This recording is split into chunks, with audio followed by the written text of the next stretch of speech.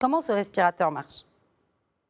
En fait, ce respirateur est le produit d'un effort de recherche, de développement, d'innovation qui a été entrepris à l'université Mohamed VI Polytechnique avec un nombre de partenaires. L'idée, c'était de concevoir un respirateur, en fait, suite à l'appel de Sa Majesté de faire un effort de solidarité pour combattre le Covid. Donc, nous, on avait participé dans l'élaboration du premier respirateur, et puis après, donc, on a lancé cette deuxième initiative, donc, qui est le respirateur NFS. Donc, le respirateur NFS, quelques caractéristiques, c'est que, en fait, c'est un respirateur de réanimation et de soins intensifs. L'idée, c'est quoi? La différence entre ça et les ventilateurs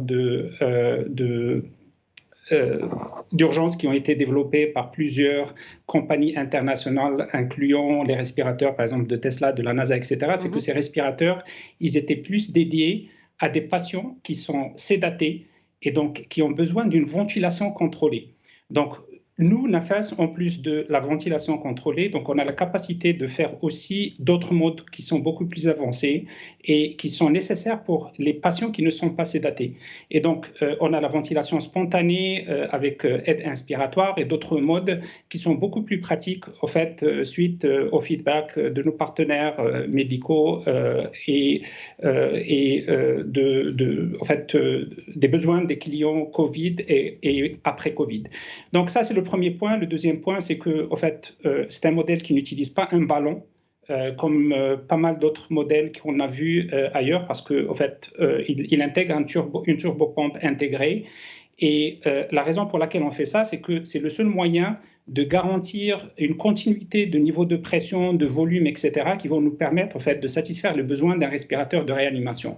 Et puis aussi, c'est le fait qu'on génère de l'air comprimé nous-mêmes, ça nous permet aussi une mobilité du patient quand il sort, par exemple, de la salle d'opération à la salle de réanimation. Et donc, c'est un respirateur qui est très avancé dans ce sens. Et la troisième chose, c'est en fait la complexité de l'ingénierie qui a été faite et dans la simplification, en fait, de l'architecture.